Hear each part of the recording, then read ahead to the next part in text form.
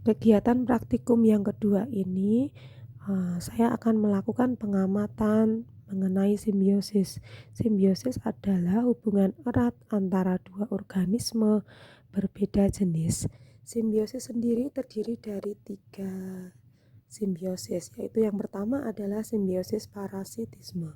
Simbiosis parasitisme adalah interaksi antara makhluk hidup di mana satu pihak diuntungkan dengan mendapat nutrisi atau tempat tinggal dan pihak lain atau inang dirugikan. Contoh yang pertama adalah nyamuk dan manusia. Nyamuk menghisap darah manusia untuk bertahan hidup, dan sedangkan manusia dirugikan karena gatal dan dapat terserang penyakit demam berdarah. Contoh kedua yaitu kucing dan kutu. Kutu menghisap darah kucing untuk bertahan hidup, sedangkan kucing dirugikan karena gatal dan dapat terkena penyakit. Contoh yang ketiga adalah benalu dan pohon mangga. Benalu menempel dan hidup di pohon mangga, mengambil air dan nutrisi yang seharusnya diserap oleh pohon mangga. Jika dibiarkan, pohon mangga akan mati. Contoh keempat adalah tanaman tetean dan tali putri. Tetean akan terus-menerus kehilangan nutrisi, air dan mineral karena diserap oleh tali putri. Berikutnya adalah yang kedua, simbiosis komensalisme. Simbiosis komensalisme adalah interaksi antara makhluk hidup di mana satu pihak diuntungkan dan pihak yang lain tidak dirugikan ataupun tidak diuntungkan.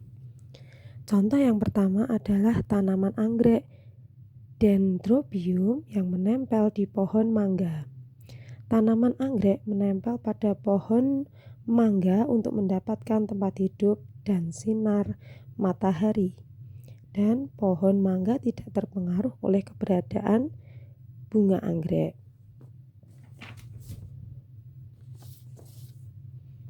Contoh yang kedua adalah tanaman anggrek liar dan pohon kelengkeng. Contoh ketiga, tanaman tanduk rusa dan pohon sengon. Yang ketiga yaitu simbiosis mutualisme. Simbiosis mutualisme adalah interaksi antara makhluk hidup di mana satu pihak diuntungkan dan pihak yang satu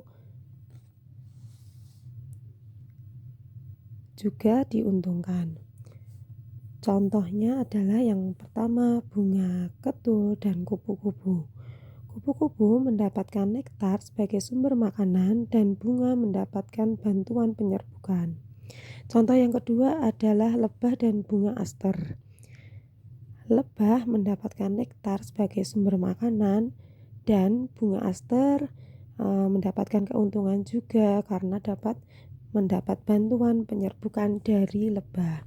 Contoh yang ketiga yaitu manusia dan pohon di sekitarnya.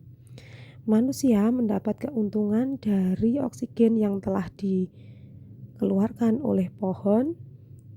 Selain itu, pohon-pohon tersebut membantu manusia sebagai bahan pangan, mencegah banjir ataupun mencegah longsor. Dan pohon juga mendapatkan keuntungan dari manusia karena pohon membutuhkan manusia untuk merawat pohon dengan menyiram, memupuk serta mengembangbiakkan atau konservasi pohon-pohon tersebut. Kesimpulan yang saya dapat yaitu simbiosis merupakan interaksi biologis antara satu makhluk hidup dengan makhluk hidup yang lain, terlepas dari apakah makhluk hidup itu bermanfaat